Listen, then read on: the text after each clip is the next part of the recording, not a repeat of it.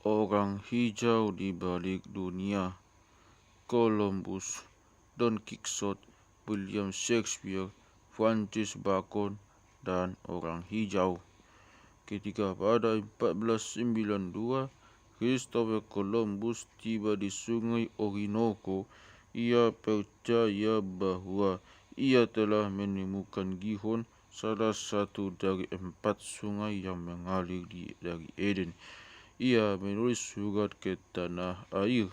Ada indikasi kuat yang menunjukkan kedekatannya dengan surga duniawi, karena tidak hanya tempat itu sesuci sesuai dengan posisi matematis dengan pendapat para teolog suci dan terpelajar, tetapi juga semua orang bijak lainnya setuju untuk membuatnya mungkin.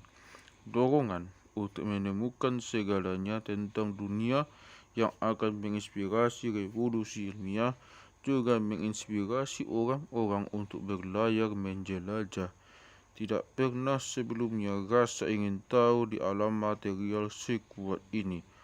Harapan menemukan sebuah dunia baru berkaitan erat dengan harapan akan sebuah zaman keemasan baru, tetapi penemuan emas ternyata menjadi sejenis harapan yang lebih bersifat duniawi.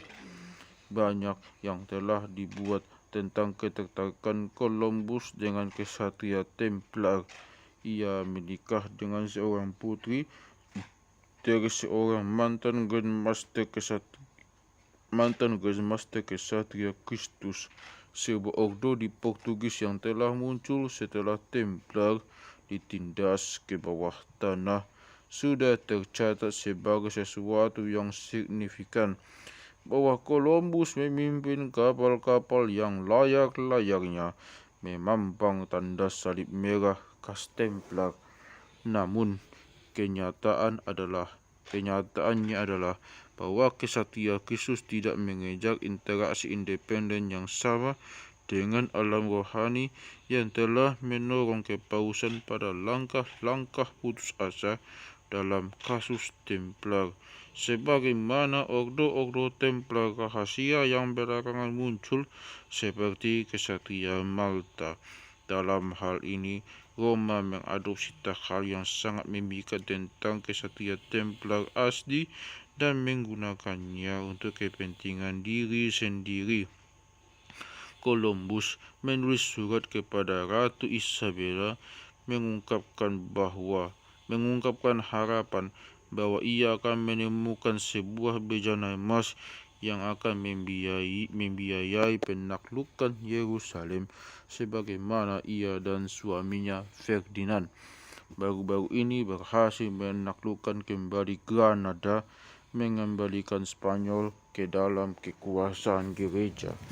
Columbus tidak tahu bahwa emas itu akan diperlukan untuk mendanai sebuah perang melawan musuh yang lebih dekat dan semakin kuat dalam waktu singkat. Sebuah musuh dengan klaim yang jauh lebih besar untuk disebut sebagai pewaris spiritual kesatria Templar. Garis-garis pertempuran untuk menguasai dunia sedang ditentukan tidak hanya secara geopolitik, tetapi juga di dalam alam rohani. Ini akan menjadi sebuah pertempuran untuk seluruh semangat kemanusiaan.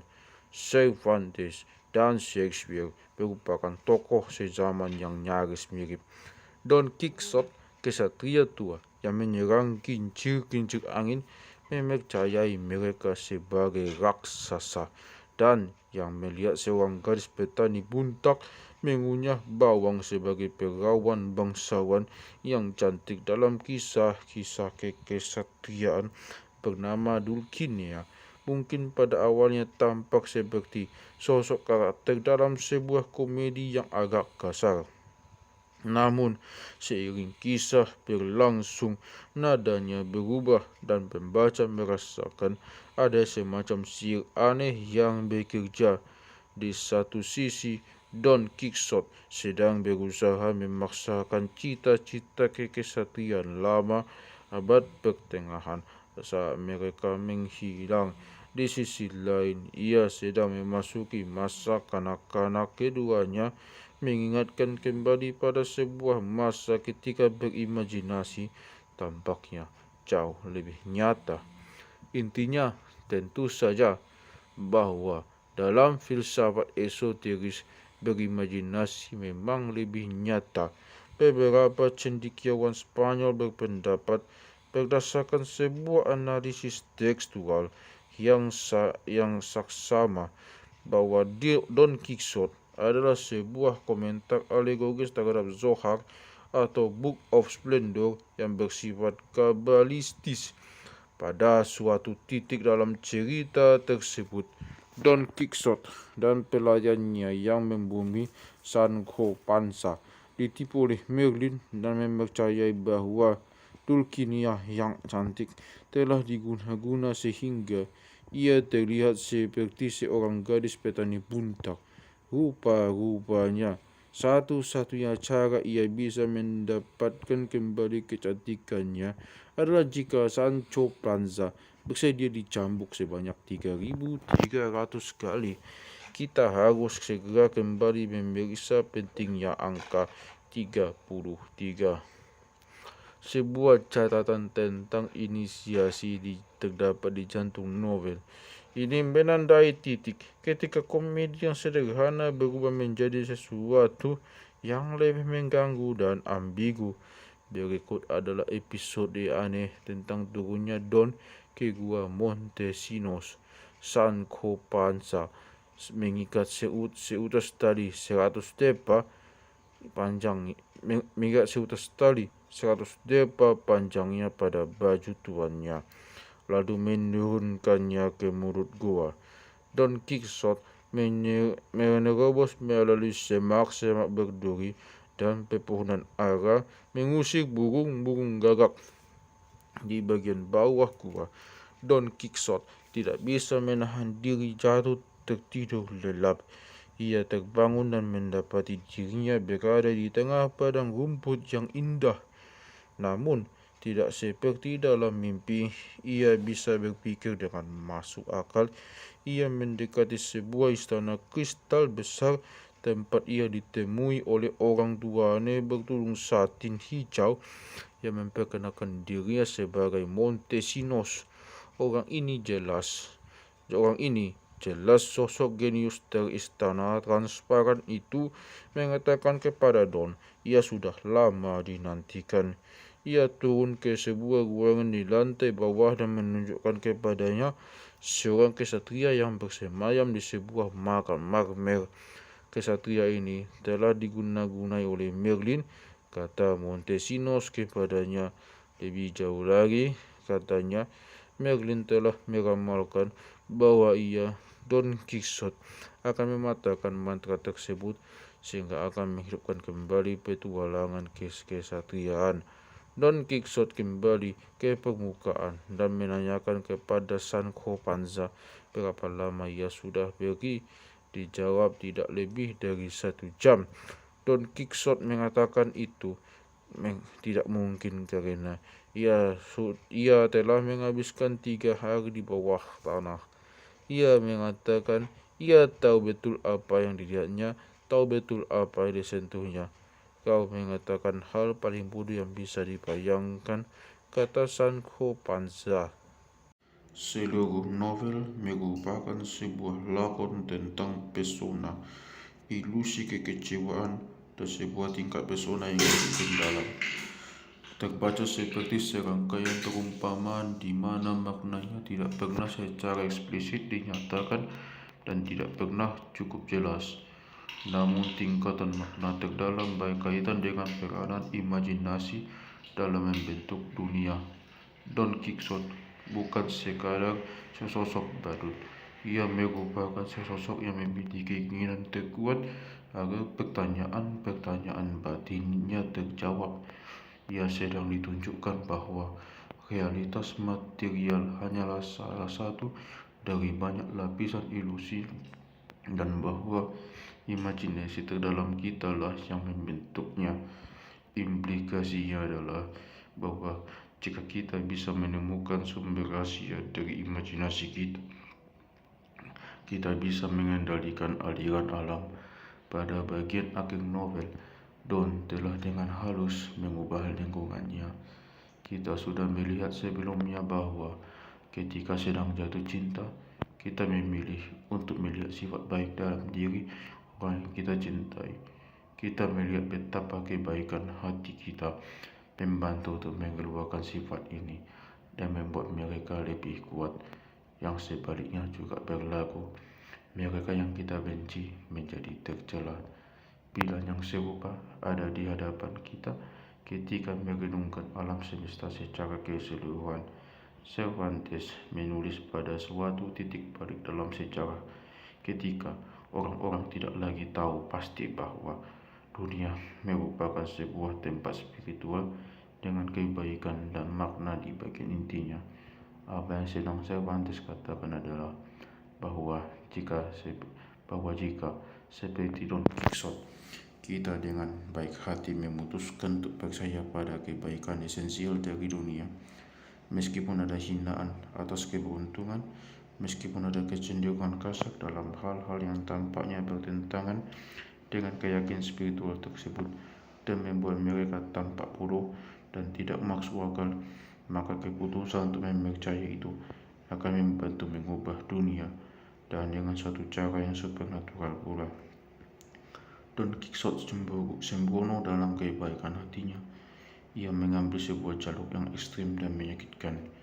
Ia telah disebut sebagai Kristus dari Spanyol, dan pengaruh perjalanannya terhadap sejarah dunia sudah cukup besar seolah-olah ia benar-benar hidup.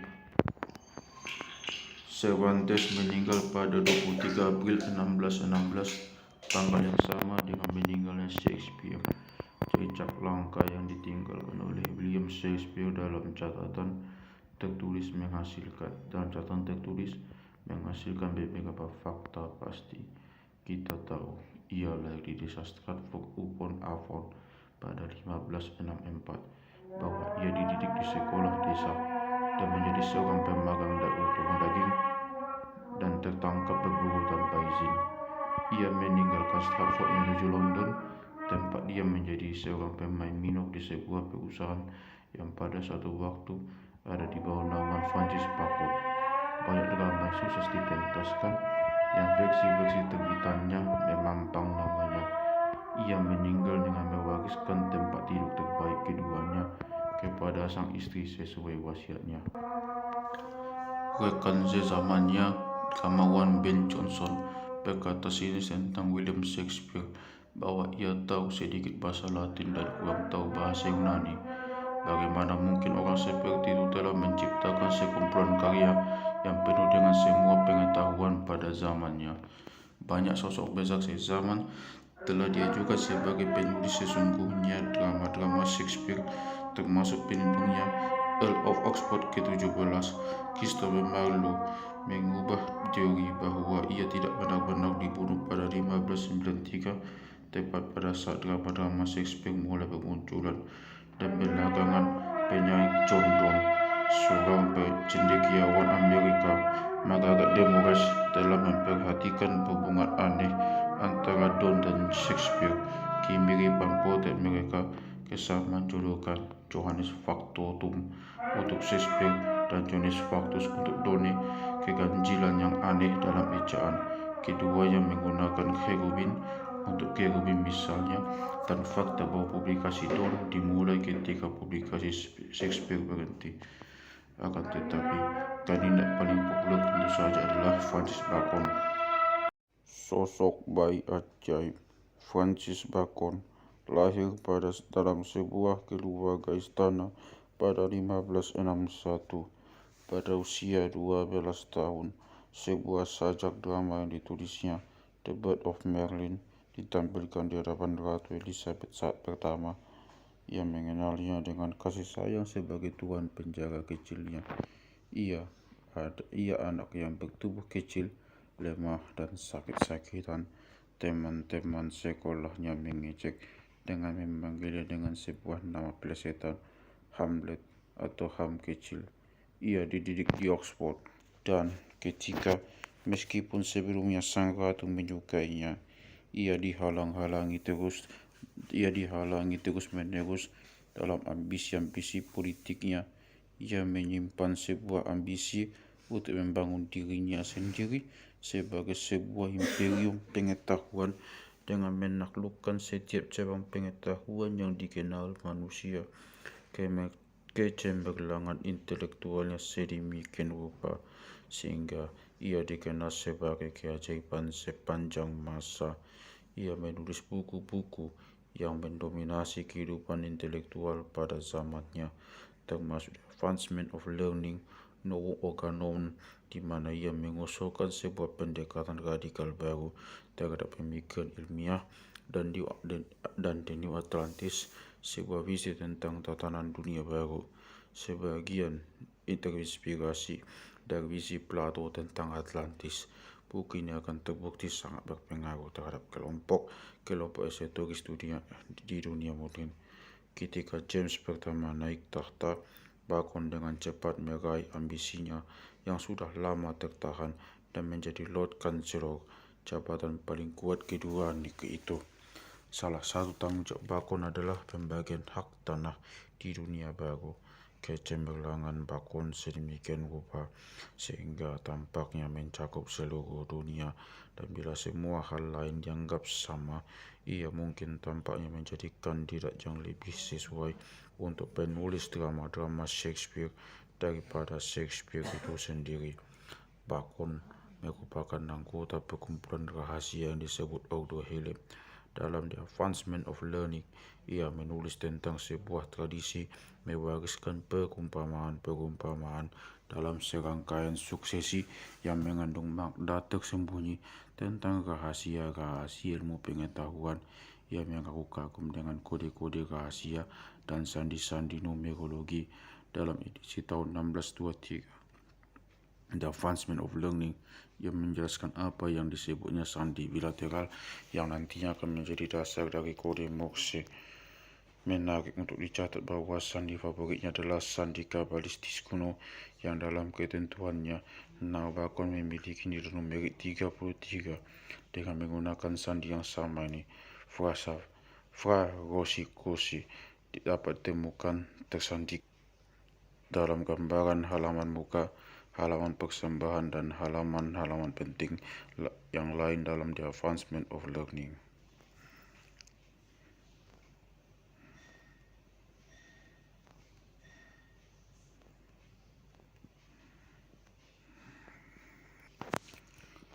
Dan menggunakan sandi yang sama pula, frasa Rosicrucian yang sama dapat ditemukan di halaman dedikasi dalam folio Shakespeare, dalam halaman pertama The Tempest, serta dalam monumen Shakespeare di Stratford-upon-Avon.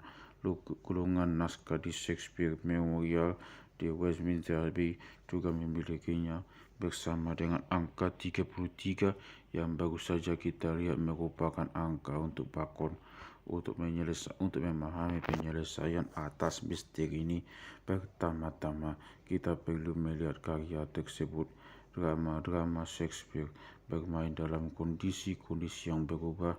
Dengan kegilaan cinta, Hamlet dan Ophelia adalah turunan dari troubadour. Ada orang-orang pandai yang bijaksana seperti Veste dalam Twelfth Night, orang pantir dalam Lear, badut mirip Kristus yang mengatakan kebenaran ketika tidak ada orang lain yang berani. Orang pandai dari para troubadour tersebut mencapai tingkat pemujaan. Karakter Gargantua, Don Quixote, dan Sancho Panza menghuni imajinasi kolektif. Mereka membentuk sikap kita terhadap kehidupan. Namun, seperti yang ditunjukkan oleh Harold Bloom, profesor humaniora di Universitas Yale dan penulis Shakespeare, The Invention of Human, tidak ada penulis tunggal yang telah menghuni imajinasi kita dengan banyak archetype seperti Shakespeare, Falstaff, Hamlet, Ophelia, Lear, Prospero, Caliban, Bottom, Othello, Iago, Malvolio, Macbeth, dan ratunya Romeo dan Juliet. Bahkan setelah Yesus Kristus, tidak ada individu lain yang telah melakukan begitu banyak hal untuk mengembangkan dan memperluas kesadaran manusia akan suatu kehidupan batin. Jika Yesus Kristus menanamkan benih kehidupan batin, Shakespeare membantunya untuk tumbuh, menyebar dan memberi kesadaran yang kita semua miliki hari ini, sehingga di dalam diri kita masing-masing mengandung sebuah kosmos di dalam yang sama luasnya dengan kosmos di luar.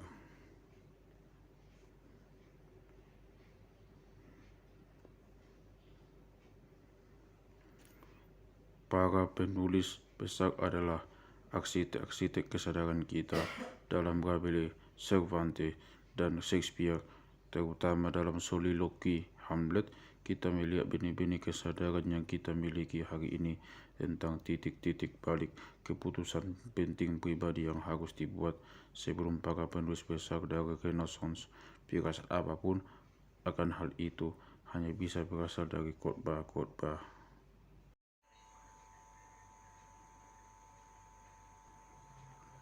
Ada sisi gelap pada kekayaan batin baru ini yang sekali lagi kita lihat paling jelas dalam soliloquy Hamlet. Kesadaran baru akan keterpisahan yang memungkinkan seseorang untuk menarik diri dari panca indera dan mengembara di alam batin ini bak pisau bermata dua, membawa serta bahaya perasaan keterasingan dari alam dunia. Hamlet sedang merana dalam kondisi keterasingan semacam itu ketika ia tidak yakin mana yang lebih baik, to be or not to be. Ini sebuah perjalanan yang jauh sejak teriakan Achilles yang ingin hidup dalam cahaya matahari dengan cara apapun juga. Sebagai seorang inisiat, Shakespeare sedang membantu menempa bentuk baru kesadaran. Namun, bagaimana kita tahu Shakespeare merupakan seorang inisiat? Di negara-negara Anglo-Saxon, Shakespeare telah melakukan melebihi setiap penulis lain dalam membentuk gagasan kita tentang makhluk-makhluk dari alam rohani dan cara mereka kadang-kadang masuk ke alam material. Kita hanya perlu memikirkan Ariel, Caliban, Puck, Oberon, dan Titania. Banyak pemain drama masih percaya bahwa Macbeth mengandung formula gaib berbahaya yang memberinya kekuatan sebagai upacara magis bila dipentaskan. Prospero dalam The Tempest adalah archetype magi berdasarkan astrologi istana Elizabeth Dr. D. Sesosok roh yang berbicara kepada D pada 24 Maret 1583 yang membicarakan tentang arah masa depan alam dan akal mengatakan dunia baru akan muncul dari hal-hal ini, sikap-sikap baru, orang-orang aneh. Bandingkan dengan ini, wahai keajaiban, betapa indahnya umat manusia itu. Wahai dunia baru yang berani, ada orang-orang seperti itu di dalamnya. Ketika kita memasuki hutan hijau dalam A Midsummer Night's Dream dan komedi-komedi yang lain, kita sedang memasuki kembali hutan kuno yang kita jelajahi dalam bab 2. Kita sedang kembali ke sebuah bentuk kuno kesadaran di mana seluruh alam dihidupkan oleh roh-roh. Dalam semua karya seni dan sastra, tumbuhan-tumbuhan yang melingkar biasanya menandakan kita sedang memasuki ranah esoteris, dimensi eter. Tulisan-tulisan Shakespeare tentu saja penuh perumpamaan bunga. Para kritikus seringkali berkomentar mengenai penggunaan mawar sebagai simbol Rosicrucian dan okultisme dalam The Faerie Queene yang ditulis oleh Edmund Spenser pada 1589, tetapi tidak ada penulis Inggris yang telah menggunakan simbol mawar lebih sering atau lebih gaib daripada Shakespeare. Ada 7 mawar pada patung Shakespeare di gereja Trinitas Suci di Stratford-upon-Avon. Dan seperti yang akan segera kita lihat, 7 mawar adalah simbol kursi-kursian yang untuk cakra. Disinilah salah satu perbedaan yang diciptakan oleh filsafat positivisme modern mungkin berguna. Menurut positivisme logis, sebuah pernyataan yang jelas sebenarnya tidak menyatakan apa-apa jika tidak ada bukti yang akan membantahnya. Pendapat ini kadang-kadang digunakan untuk mencoba menyangkal keberadaan Tuhan. Jika tidak ada kemungkinan perubahan peristiwa yang akan bertentangan dengan eksistensi Tuhan. Demikian menurut pendapat tersebut, maka dengan menyatakan bahwa Tuhan itu ada dan kita sebenarnya tidak sedang menyatakan apapun.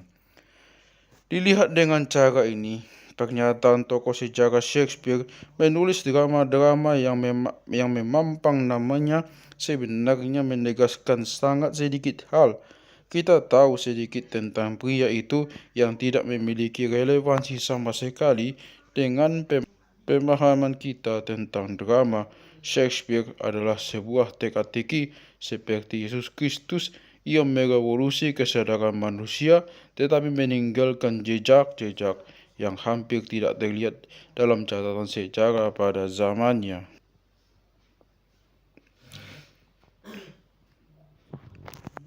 Agar pada akhirnya bisa memahami misteri ini dan memahami dengan lebih baik lagi Renaissance sastra yang melanda Inggris pada masa ini, kita harus memeriksa muatan sufi yang sebagian besar diabaikan dalam drama-drama Shakespeare. Sufisme kita ketahui merupakan sumber besar dari mawar sebagai simbol mistis. Plot dasar dari The Taming of the Shrew berasal dari A Thousand and One Nights. Judul bahasa Arab dari A Thousand and One Nights, Alf Laila wa Laila, merupakan frasa sandi yang berarti induk catatan. Ini merupakan sebuah kiasan tentang tradisi yang tersembunyi di bawah kaki Sphinx atau dalam suatu dimensi paralel, sebuah perpustakaan rahasia atau ruang catatan, sebuah gudang kebijaksanaan kuno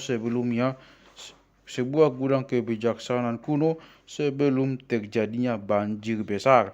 Oleh karena itu, judul A Thousand and One Nights bermaksud memberitahu kita bahwa rahasia-rahasia evolusi manusia dikodekan di dalamnya. Kisah utama dalam The Taming of the Shrew berasal dari The Sleeper and the Watcher, sebuah kisah di mana Harun al-Rashid menidukan seorang pemuda yang mudah tertipu dengan pulas, mendananinya dengan pakaian kerajaan dan menyuruh para pelayannya untuk memperlakukannya seolah-olah ia benar-benar khalifah saat ia terbangun nanti. Dengan demikian, ini merupakan sebuah kisah tentang kondisi kesadaran yang berubah, dan baik cerita maupun drama mengandung gambaran tentang bagaimana suatu kondisi kesadaran yang lebih tinggi dapat tercapai. Plot luar yang membingkai The Taming of the Shrew berpusat pada Christopher Sly. Dalam pengetahuan sufi tentang seorang pria yang cerdik, Sly adalah seorang inisiat atau anggota dari suatu persaudaraan rahasia. Christopher Sly digambarkan dalam folio pertama sebagai seorang pengemis. Kata sandai lain dari sufi, seorang sufi adalah seorang pengemis di gerbang cinta. Pada bagian awal drama, Sly mengatakan, keluarga Sly bukan bajingan. Lihatlah kronik, kami datang bersama Richard sang penakluk. Ini merupakan sebuah ajuan terhadap pengetahuan sufi yang dibawa pasukan salib dari perjalanan mereka. Sly juga ditampilkan sebagai seorang pemabuk. Seperti yang disebutkan sebelumnya, kemabukan merupakan sebuah sandi sufi yang lazim untuk suatu kondisi kesadaran yang visioner. Kemudian Sly dibangunkan oleh seorang lord yang maksudnya adalah bahwa ia diperintahkan oleh guru spiritualnya tentang bagaimana untuk bangun menuju kondisi-kondisi kesadaran yang lebih tinggi. Kisah selanjutnya, penjinakan Katarina si pemberang oleh Petruccio yang juga pada satu sisi merupakan sebuah kiasan tentang inisiasi. Petruccio menggunakan metode-metode yang cerdik untuk mengubah Katarina. Wanita itu mewakili apa yang dalam terminologi Buddha kadang-kadang disebut sebagai pikiran monyet, bagian pikiran yang tidak pernah tenang, tidak pernah diam, dan selalu meracau yang mengalihkan perhatian kita dari realitas spiritual. Petruccio berusaha mengajarinya untuk meninggalkan semua prasangka, semua kebiasaan lamanya dalam berpikir. Katarina harus belajar berpikir jungkir balik luar dalam. Aku akan mendatanginya di sini dan merayunya dengan semacam semangat saat ia datang. Katakanlah bahwa ia burung gail, lalu mengapa aku akan jujur memberitahunya? Ia bernyanyi semanis bulbul. Katakanlah bahwa ia cemberut. Aku akan mengatakan ia terlihat sebersih mawar pagi yang baru saja dibasuh embun. Katakanlah ia membisu dan tidak mau bicara sepatah kata pun. Lalu aku akan memuji keramahan lidahnya dan katakanlah ia mengucapkan kefasihan yang menusuk. Seperti kita lihat dalam bab 17, asal-usul persaudaraan kaum Sufi jauh lebih tua sebelum Muhammad. Beberapa melacak jejak penyebarannya hingga ke Nabi Elia atau orang hijau. Roh yang mistis dan perintah dari orang hijau meresap ke dalam A Thousand and One Nights maupun The Taming of the Shrew. Ada sebuah kisah tentang orang hijau yang menyampaikan sesuatu dengan sifat-sifat seperti ini. Saksi atas serangkaian peristiwa aneh sedang berdiri di tepi sungai Oxus ketika ia melihat seseorang terjatuh ke sungai. Ia kemudian melihat seorang darwis berlari turun untuk membantu orang tenggelam itu, tetapi justru terseret sendiri. Tiba-tiba entah dari mana laki-laki yang lain berjubah hijau kemilau muncul, dan ia juga menceburkan diri ke dalam air. Pada titik inilah segala sesuatunya mulai berubah menjadi sangat aneh. Ketika orang hijau itu menyembul kembali, ia secara ajaib berubah menjadi segelondong kayu. Dua orang yang lain berhasil berpegangan pada gelondong kayu ini dan mengambang ke tepi sungai. Keduanya mentas dengan selamat. Akan tetapi, saksi ini lebih tertarik pada apa yang terjadi dengan gelondong kayu itu, dan ia mengikutinya saat benda itu mengambang jauh ke hilir. Akhirnya, benda itu mendarat di tepi sungai. Dengan mengamati dari balik semak-semak, saksi ini terkejut melihat benda itu berubah lagi menjadi laki-laki berjubah hijau yang merangkak naik, basah kuyup, tetapi kemudian dalam sekejap kering lagi. Setelah keluar dari balik semak-semak, orang yang telah menyaksikan semua ini merasa terdorong untuk bersujud di depan sosok misterius ini. Kau pasti orang hijau, guru orang-orang suci. Berkatilah aku, untuk apa yang akan aku capai. Ia takut menyentuh jubahnya, karena sekarang ia cukup dekat untuk melihat bahwa jubah itu terbuat dari api hijau. Kau sudah melihat terlalu banyak, jawab orang hijau itu. Kau sudah memahami bahwa aku berasal dari dunia lain. Tanpa mereka sadari, aku melindungi mereka yang memiliki tugas yang harus dilakukan. Pria ini mengangkat matanya dari tanah, tetapi orang hijau itu sudah menghilang, hanya menyisakan kesiuk angin. Tokoh sezaman Shakespeare yang lebih muda, Robert Burton, menulis dalam The Anatomy of Melancholy bahwa persaudaraan Rosy Cross yang serba tahu dan bijaksana tersebut menamai kepala mereka Elias Artifex. guru ajaran Theophrastus mereka, Burton, kemudian menggambarkan Elias sebagai pembaru semua seni dan ilmu pengetahuan, pembaru dunia dan yang sekarang hidup, cetak miring dari penulis. Kita sudah melihat bagaimana dalam tradisi esoteris Elia diyakini telah bereinkarnasi sebagai Yohanes Pembaptis. Kembalinya ia sudah dinubuatkan tidak hanya dalam kata-kata terakhir dari Perjanjian Lama, tetapi juga oleh inisiat Nabi Yoakhim yang sangat memengaruhi pemahaman kaum Rosicrucian terhadap sejarah.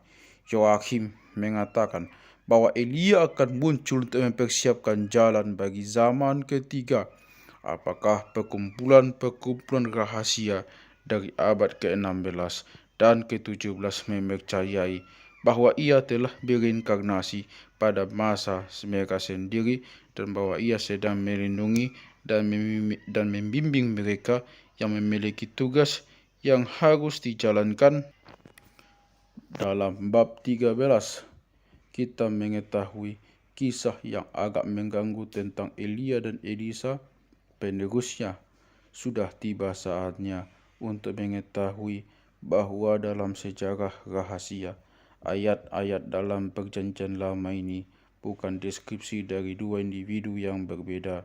Lebih tepatnya, Elia adalah sosok yang sangat berkembang sehingga tidak saja ia mampu melakukan inkarnasi, deinkarnasi, dan reinkarnasi sekehendak hati, ia juga mampu membagi bagian-bagian atau lapisan rohnya dan menyebarkannya kepada beberapa orang yang berbeda. Sama seperti sekawanan burung berubah menjadi satu kesatuan, digerakkan oleh pikiran yang sama. Begitu pula beberapa orang bisa saja bergerak secara simultan oleh roh yang sama, bersembunyi dalam kegelapan di balik gemerlapnya permukaan Inggris era Elizabeth, berbicara melalui pikiran Marlowe, Shakespeare, Bacon, Donne, dan Cervantes. Kita seharusnya bisa mengenali raut wajah keras orang hijau, guru spiritual para sufi, dan arsitek dari zaman modern. Kita akan melihat tujuan dari misi Elia dalam bab terakhir, tetapi untuk saat ini ada baiknya mengingat peran yang dimainkan Arabia dalam menginspirasi tidak hanya sastra tetapi juga ilmu pengetahuan di istana Harun al-Rashid dan belakangan di kalangan bangsa Arab. Ilmu pengetahuan telah mengalami lompatan besar ke depan, terutama dalam matematika, fisika, dan astronomi. Ada keterkaitan mistis yang mendalam antara orang-orang Arab dan Inggris karena semangat besar penelitian ilmiah Arab itulah yang hidup kembali dalam diri Francis Bacon, individu yang paling berkaitan erat dengan Shakespeare dalam literatur okultisme. Dan sebagaimana menurut sejarah filsafat ilmu pengetahuan, Baconlah yang menginspirasi evolusi besar ilmiah yang telah melakukan begitu banyak hal dalam membentuk dunia modern. Saat kosmos batin terbuka dan terang benderang, maka kosmos material pun terbuka dan terang benderang pula. Saat Shakespeare mengungkapkan sebuah dunia bukan dari jenis-jenis karakter yang merupakan hal yang sudah terjadi sebelumnya, melainkan sekumpulan individu sangat sadar yang mendesak, mendidih oleh semangat dan membara oleh gagasan-gagasan, maka Bacon mengungkapkan sebuah dunia penuh hakikat, sebuah dunia gemerlap akan objek-objek yang tak terhingga macamnya dan terjelaskan dengan tajam. Dunia-dunia paralel ini menggelembung dan menjadi pantulan cermin dari satu sama lain. Dunia batin dan dunia luar yang sebelumnya bercampur secara gelap dan samar-samar kini jelas terpisahkan. Dunia Shakespeare adalah dunia nilai-nilai kemanusiaan dimanapun dan apapun yang terjadi. Kebahagiaan manusia dan bentuk kehidupan manusia itulah yang dipertaruhkan. Dunia Bacon adalah dunia di mana nilai-nilai kemanusiaan telah dilucuti. Pengalaman manusia merupakan hal rumit, paradoks, mistis, dan sangat tak terduga yang Shakespeare dramatisasi. Bacon mengajarkan kepada umat manusia untuk melihat objek-objek fisik yang merupakan muatan dari pengalaman dan untuk memperhatikan hukum-hukum terprediksi yang mereka anut. Ia menemukan cara-cara baru untuk memikirkan muatan pengalaman. Ia menyarankan untuk membuang sebanyak mungkin prasangka sambil mengumpulkan sebanyak mungkin data, berusaha tidak memaksakan pola-pola terhadapnya, tetapi menunggu dengan sabar akan kemunculan pola yang lebih mendalam dan lebih kaya. Inilah sebabnya, dalam sejarah filsafat ilmu pengetahuan, ia dikenal sebagai bapak metode induksi. Singkatnya, Bacon menyadari bahwa jika kita bisa mengamati objek-objek seobjektif mungkin, pola yang sangat berbeda akan muncul dari salah satunya yang memberikan struktur pengalaman subjektif. Kesadaran ini akan mengubah rupa seluruh planet.